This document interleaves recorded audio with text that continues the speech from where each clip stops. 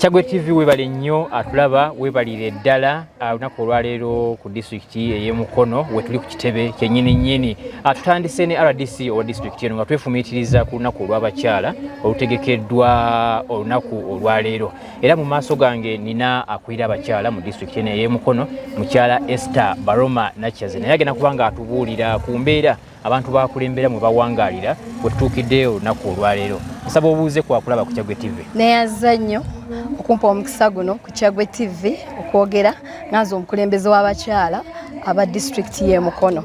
Nze mukyala Esther Baroma Nakyaze nga nze nkulembera Women Council Mukono district. Weewaawo wetutuukidde olunaku olwaleero abantu bano b'okulembera bali mu mbeera ki mu biti ebyenjawulo? Njagala okwebaza ennyo nnyini ddala okusogompereddwa era okubategeeza nti abakyala baffe mu disitulikiti yaffe eno bali mu mbeera yadde nnungi. Era mu kutwaliza wamu biki ebirungi abakyala baffe olwaleero bye tusinga okwenyumiririzaamu ddala nga tujaguza olunaku lwaffe luno olw'abakyala olubeerawo ng'ennaku z'omwezi 8 ffe aba disitulikiti y'e Mukono yo tulujaguza leero ng'ennaku z'omwezi 24 nga tujaguza ku bimu ebirungi ebituukiddwako ng'abakyala ba Mukono ng'ekyamazima abakyala mu ggwanga lyonna okutwaliza wamu gavumenti eno etuwadde omukisa nti etusoosowaza ne tuvaayo n'olwaleero nze nzekka okuyimira ng'omukyala ne njogera ku TV ya Chagwe ndaba kyanjawulo ddala tuvuddeyo twetabye etusikiriza etwagazizza etuteeseteese okulaba nga twenyigira mu nteekateeka zonna naddala ez'enkulaakulana mu ggwanga nga okutwaliza ng'olwaleero parish model abakyala olwaleero yasinzigidde ddala kati gwe tubadde twenyigidde nga batuwa ebitundutundu 3 ku buli 100 era fano parish zaffe ezisinga zonna zifunye ssente ezo pozi nti twalinamu okusoomoozebwa awamu ebitundu ebimu ne babawanga buli mutafuna kakadde naye nga kati bakozeemu ennongoosereza abakyala mwenna buli yafuna ssente nga teziweze kakadde kugenda kuzifuna ojjuza akakaddeko ssente endala zazze $5,500 buli parish naye ffe abakyala tulinako ebitundutundu 3 ekyo nno ne tukyenyumirizaamu nga gavumenti etulowoozezaako nnyo nnyini ddala tweyanze nnyo tweyanzeege. Yes, ng'omukulembeze w'abantu bano obw'obulumira bw'oyogeddeko weetegese otya okubugonjoola? Tweteeseteese ffe abakyala olwaleero eddoboozi eryawamu lyerigenda tuyamba n'okutambulira awamu. Abakyala mbakunga mwenna tutambulire wamu obutalekamu n'omu emabega. Abakyala tugenda kufuba nnyo okulaba nga ffenna ku mitendera gyonna kwaffe olwaleero twalondebwa abakyala 5 okuva ku buli kyalo era nkubiriza obukulembeze obwo twongerere ddala amaanyi okulaba nga tetulekayo mukyala n'omu yenna eyo wansi era nga tukikoledde ddala ng'aba Women Council ne ba councillors twegattira wamu okulaba nga tukunga abakyala ffenna nga twerwanako nga buli kibaayo tutambulira wamu. Mu district eno ogyeko abakyala okujjumbira enteekateeka za gavumenti nga bw'ogambye biki ebirala by'olaba basobodde okukola okuba nga beeyimirizaawo?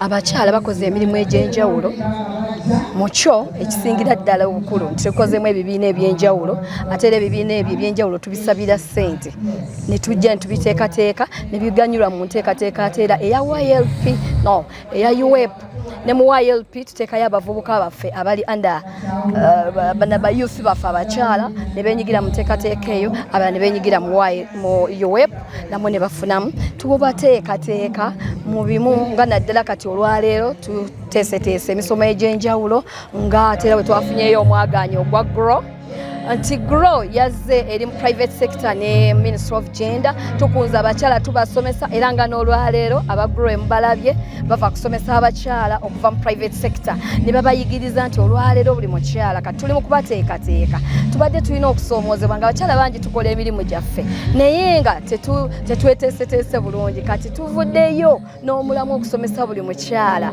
asobole okuyenyigira mu nteekateeka ez'enkulaakulana. Pulezidenti yatukubiriza twenyigire mu money economy nti buli mukyala tuvuddeyo okulaba nga yeeteekateeka bulungi awandiisa bizinensi ye oba okutuukiriza ebisaanyizo okulaba nga bizinensi ye agiwandiisa agiteekateeka bulungi okuganyula mu puroguramu eno. Ssente eza GROW zazze nga zituweereddwa abakyala bonna bali mu bizinensi saabali mu byobufuzi bokka naye bonna bali mu bizinensi nga bagenda tuwola ku butundutundu interest eriko buli ssente ze bakuwa eriko ya 10.5 omwaka mulamba kitegeeza bakuwa miliyoni 10 ozza sente entono ze sente meka 10.5 yokka gyojjako noteolanga bweyeki ya interest batuyambye okutujja ku magoba amangi enyaga badde gatulemesezza okukola nga bizinesi zaffe zizingane katuteekateeka bakyala olwaleero okwenyigira mu nteekateeka zino ez'okwekulaakulanya n'okuwandiisa bizinesi zaabwe ez'enjawulo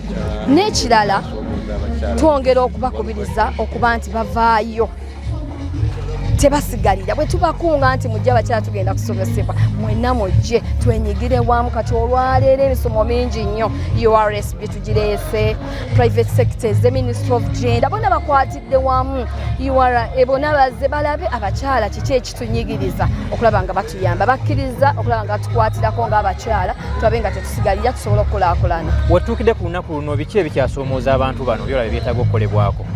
Tukyalina okusoomoozebwa kw'amaanyi olwaleero naddala mu URA tufunye okusoomozebwa nti abakyala bangi bakoze bizinesi naye bizinesi ezimu zifeyirinze nti tetumanyi abakyala tetumanyi ebintu ebisinga ng'emitendera egimu gye tulina okugoberera tetwagala gamba nti tetwagala kusasula misolo oba tetwagala kugondera biragiro bya gavumenti naye twesanga nga tukyetaagira ddala okusomesebwa okw'enjawulo okulaba nga batuteekateeka bulungi mu bizinesi zaffe okulaba nga zitambula bulungi kuba tulina okusoomoozebwa mu URA abakyala babagamba okufayiringa returns ng'oba oli awo tamanyi na kyakukola so tusaba ekitongole ekya URA n'emisolo gyonna gye tuwulira empya abakyala tebannagitegeera bulungi tusaba URA ng'ekitongole kiveeyo era twakiwandiikira kijje kisomese abakyala ba women entrepreneurs okulaba nga baganyulwa mu nteekateeka zonna eza gavumenti nga tetulekebwa nti nno waliwo ebibulamu nti tumiro tetubiina ng'ebisaanyizo naddala nga URA kuba emisolo gyonna tetugitegeera tusaba URA eveeyo ekke wansi eno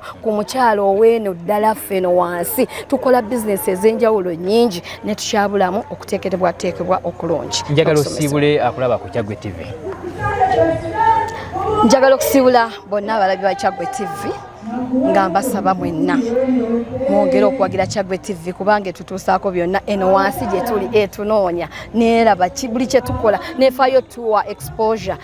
Kyaggwe TV tubasanyukirako ekintu kimu temulese bakyala mabega buli wamu mututeeka ku mwanjo ffe bwe mutusooka ne mutusosoowaza mwebale nnyo mwebalire ddala era tukubiriza n'abakulembeze mu bitongole byonna ebyenjawulo okulaba nga omukyala emuteeka ku mwanjo ng'emuteeka ku mwanjo bw'osomesa omukyala eggwanga lyonna oba omaze kwata mungalo. Weewaawo tweyanza nnyo tweyanzege mukyala Esther Baroma webale nnyo webalire ddala yakulira abakyala mu disitulikiti eno ey'Emukono abadde atunyonyola ku lunaku lwabwe olutegekeddwa olwaleero mu disitulikiti eno. Tugenda kwongerayo n'abantu abalala tukyali wano Emukono tovaawo tukomawo.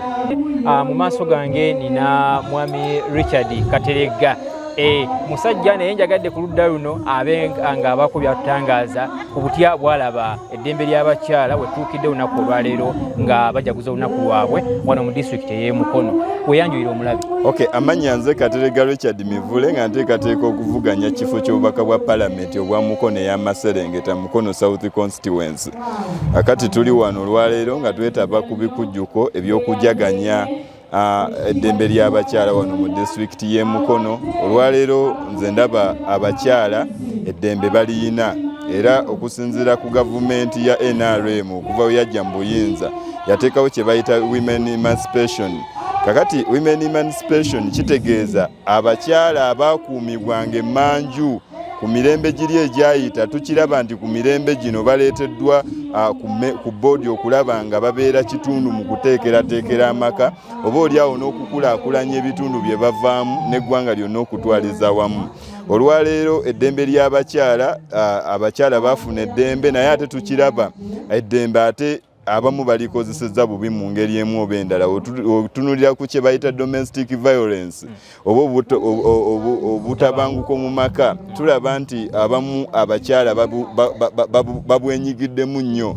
Yakuwayo ekyokulabirako wano muganda waffe yatulimbuddwa wano eSeeta mu kibuga ky'eSeeta gwe twakajja tuziike mukulu Nsubuga neera kiteeberezebwa nti it is alleged that omukyala yavuddeko obuzibu era olwaleero omukyala mukimanyi bulungi yakwatiddwa ali mu kkomera ne mu bitundu by'eggwanga ebirala tukiraba nga domestic violence abakyala bongedde okugyenyigiramu okulaba nga ate oba oliawo bajjawo abaami baabwe ekintu kyenvumirira ennyo so ebyenfuna bicontributinze kinene nnyo okulaba nga obutabanguko buno bukola ki bugenda mu maaso naye nga ku lunaku luno olw'abakyala nze nga Katerega Mivule munnabyabufuzi era omukulembeze kyenjagala okulaba nga abasajja tufuba nnyo okulaba nga abakyala tubawa eddembe lyabwe tubakkiriza okubeera part of the decision making oba babeera ekitundu mu kusalawo mu maka tuleme kubakuumira manju yokka wabula engeri gye baafuna eddembe lyabwe tukkirize tukolere wamu abakyala abaami bamanyi mu madiini agamu okugenda tekiri guaranteed nti olina kubeera na mukyala omu bw'oba ofunyeyo omukyala omulala ebbali beera open eri mukyalawo newoba ozaddeko abaana ebbali beera open eri omukyala omwanjulira abaana kubanga tukiraba nti omukyala bw'amanya nti omusajja azadde ebbali byemu kubireeta abakyala okwekyawa mu bulamu bwabwe ate oba oliawo ne batuusa ku baami baabwe obuzibu abantu bano mu kusembezebwa ku mwanjo nga bw'ogambye muwire ku ludda olw'obukulembeze bazanye role yaabwe kuba tubalaba mu bifo ebyenjawulo mu budde ku sayidi ey'obukulembeze abakyala bapafominze bulungi nnyo tulaba abakyala abamu kati ba ministers ate ne bakola bulungi nnyo n'okusinga ssebo abasajja tulaba abakyala mu bifo eby'obukulembeze abamu ba RDCs abamu ba member ba parliament nga bagize mu constituencies ez'enjawulo kati wano mu Mukono municipality constituency ya Mukono municipality ekulembeddwa mukyala Namboze for the last 20 years kati kitegeeza ate ng'ekifo kiri competitive n'abasajja balina okukivuganyako naye omukyala akitutte maaso n'akulembera constituency emyaka 2 miramba kitegeeza abakyala abaweereddwa eddembe lyabwe gavumenti eno eyajja mu buyinza ya President Museveni ebayambyeko kulaba abafuna eddembe lyabwe kati nze kyembakubirizaamu nabyabufuzi kwe kulaba nga eddembe eryabaweebwa balikozesa bulungi baleme kubeera nga ate balikozesa ne bayitawo oluusi ebiseera ebimu ekiviirako oba oliawo ebizibu mu society mwe tuwangaalira mu byonna nga babikola olina woolaba obeetaaga okukwatirwako well abakyala bakyayongera tukyetaaga okulaba nga bakwatibwako kubanga tulaba ne financial institutions bibiina bino ebiwola ssente oba mwe batereka ssente byesiganya abakyala okusinga abasajja mu nkwata ya ssente abakyala bakwata ssente ogeraageranya n'abasajja abakyala bakwata bulungi ssente okusinga ku basajja kati nze nsuubira nti gavumenti yandiyongeddeko ku nteekateeka yayo neyongera ku ssente zeeta mu women councils okulaba nga abakyala bano bongera okubeera empowered benyigire mu businesses okimanyi bulungi nti olwaleero economy ezzeeko emabega mu ebyenfuna bidobankanyemu kati abakyala bano beetaaga okubeera empowered okulaba nga mu byensimbi nabo babeera financially stable. Njagala osiibula omulabi waffe. Omulabi wa Kyaggwe TV webale kwekuumira ku Kyaggwe TV tubaagala nnyo era twebaza abaddukanya omukutu guno ogwa Kyaggwe TV ssebo mukulu mbafolowinga nnyo mukoze omulimu gw'amaanyi nnyo okulaba nga mumanyisa bannamukono n'eggwanga lyonna ebigenda maaso mu ggwanga ekyo kintu kikulu nnyo era mu byamawulire nsaba abantu bannamukono bannayuganda okulaba nga battanira nnyo omukutu guno ogwa Kyaggwe TV akumata kumira mpeera webale nnyo webalire ddala ye mwami Richard Mivule Katerega munnabyabufuzi ateekateeka okujja eyo nga bwakulambuliridde tugenda kubanga tukwongerayo n'enteekateeka eno nga bwetambula twongera kwefumiitiriza ku lunaku olw'abakyala olutegekeddwa mu disitulikiti ey'e Mukono mu maaso gange nina omukyala Nasuna Juliet okuva mu office eya National Chairman ng'ono atwala bendo eri Mukono agenda kuba atubuulirako olunaku olwaleero ku bikujjuko ebiriwo lwakiwa ebiri otuukidde olunaku olwaleero ng'embeera ez'abakyala aziraba atya kakubuuzeeko nayanza nnyo ssebo nayanzeege amannya Nasuna Juliet nga nze omu ku bakungu abakiikirira ONC oba batwala ONC mu Greater Mukono nga tuli mu office ya chairman wa NRM ey'Ekyambogo ekulemberwa omukyala Hajjati Hadija Namyalo. Mpozi nze olunaku olwaleero kyenyiza okulwogerako nti ekisooka kya byonna abakyala balujaguza. Lwaki balujaguza? Balujaguza olw'ensonga nti balina achievements ze balagawo era nga ddala kituufu weeziri. Ekisookerwako President Museveni akulembera eggwanga lino ssebo yabawa amaanyi nti kati nabo bakkirizibwa okugenda ne beenoonyeza kasente.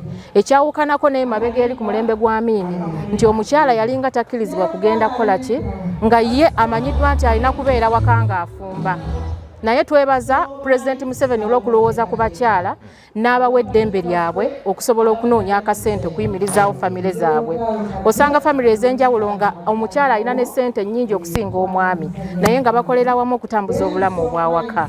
Mpozi ekirala bw'otunuulira mu byaffe ebyobufuzi, bw'otunuulira palamenti yaffe ey'eggwanga, omukyala agikulembera mukyala w'amaanyi. Singa tekyali nti baba w'amaanyi era yandibadde si ye sipiika w'eggwanga lino wetuli. Omukyala akulembera ofisi ya ONC Hajati Namyalo mukyala, eyo naye achievement tukijaguza ffe nga abatwala Greta Mukono, ate nze nva mu Mukono, nze ekyo it's an achievement to me kubanga abakyala babawadde amaanyi. Ekirala programu nyingi eziyamba abakyala gamba nga UWEPU nti omukyala bakola gurupu zaabwe ne bafuna ssente ezibayambako okuddukanya projekiti zaabwe entonotono ze balina. Ebintu bingi nnyo abakyala bye batuuseeko. Tulina wano ku disitulikiti yaffe ey'e Mukono sipiika waffe Honorable Nakasi mukyala, it's an achievement kubanga mabega abakyala baalinga batyo kola ki okujja ku bifo eby'amaanyi ebyo ne babyesimbako ne batwala kanso zaabwe mu maaso. So Honorable Nakasi, it's an achievement okubanga ye sipiika gwe tulina owa Mukono district. ONC ekute kubo ki okusitula embeera z'omukyala? ONC si wano Mukono wokka, wabula ne mu bitundu ebirala eby'eggwanga nti egenze ekwata ku muntu wa wansi. Gye buvuddeko wiiki ewedde twali Masaka, Hajati Namyalo yali Masaka ng'ali mu baggeto n'abawa ebikozesebwa ebya bulijjo abakyala, abavubuka, bonna abalina bizinesi zaabwe entono nga beetaaga okuyambibwa yabakwatizaako. Ennama wano Hajati Namyalo yajja balina cooperative zaabwe ez'enjawulo era yabateeramu ssente. Ebibiina eby'ennama ennaku z'omwezi nga 14 Hajati Namyalo agenda kubeera nga ajja Nakisunga okusisinkana abakulembeze ba NRM era nkakasa tagenda kutambula nga lonjereere kubanga yo ofiisi ngabi ate etuuka ku muntu wa wansi.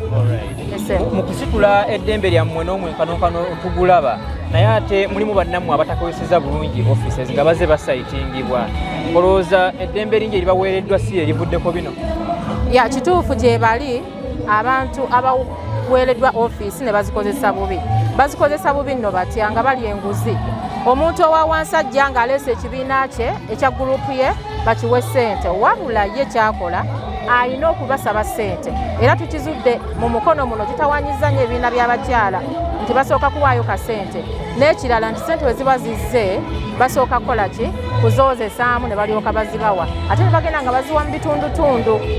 So abantu abo tubavumirira ddala ffe nga aba ONC nti bayambe omuntu w'eggwanga naddala abakyala n'abavubuka kubanga President Museveni yasalawo ssente azibawe. Yes, nga mujaguza olunaku luno wawulabe wakyaliwo okubulamu ewasaana okutereeza? Wendaba wali okutereeza, weetaaga okutereeza ye Service Commission ya district. Era nga nkuba omulanga guno nga ngamba chairman wa district eno Honorable Bakaluba Leveland nti lowooza ku bannamukono, lowooza ku baana abasomye, lowooza ku muzadde oyo yakeera ku makya n'aweerera omwana ng'amusuubira nti bw'anaaba amaliriza okusoma agenda kufuna omulimu. Nsaba Leveland nga bwe buli Leveland weekube mu mutima olowooze ku baana baffe basobole okufuna emirimu. Service Commission gireke ekola emirimu gyayo. Njagala okubasiibula nga mbaagaliza olunaku olulungi abakyala b'e Mukono nti bannaye munywerere ku main President Museveni 2026 akomawo.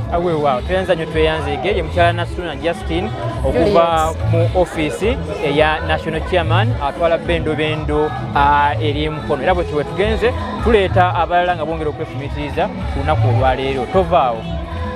Oli muzadde ng'okyalemereddwa ku ssomero ki mw'oyinza otwala omwana wo omwaka guno? Nsonga ki ekyakulemesezza? School fees bakusabye nnyingi? Olugendo lunene ng'ebyentambula bikyakalubye? Nandi ky'onoonya essomero erinaalabirira obulungi omwana wo? Okuviira ddala ku by'okusoma mu kibiina, okuzannya n'okutumbula ebitone, ekyokuddamu si kirala. Ly'essomero lya Prudence Junior School Empoma Mukono lisangibwa ku luguudo oluva e Mukono okudda e Kayunga, nga wakayitako mu katawuni k'Ekisowera opposite n'Empoma Girls School. Prudence Junior School liri mu kifo kigazi bulungi era ekisirifu, ate nga lirina abasomesa abakugu ddala. Ebyokwerinda ku ssomero biri gguluggulu, ebyentambula babikolako anti emmotoka ezitambuza abaana weeziri. Essomero lya ddene boarding, nga mu kaseera kano okuwandiisa abayizi kugenda mu maaso awo ku ssomero. Liwandiisa abayizi okuva ku daycare, nursery paka ku P7. Ebisale birungi ddala ng'abaana abava ewaka basasula emitwalo 3 gokka, ng'ate bo ab'ekisulo basasula emitwalo 6 gyokka. Abaana balya bulungi ne bakeera ku ssomero nga basanyufu. Bw'ayagala okuwandiisa omwana n'okumanya ebisingawo, kuba ku noti 7 noti 1 29 92 38 oba noti 773 noti 62 21. Prudence Junior School, tuwa omwana wo tumusomese, togenda kwejjusa.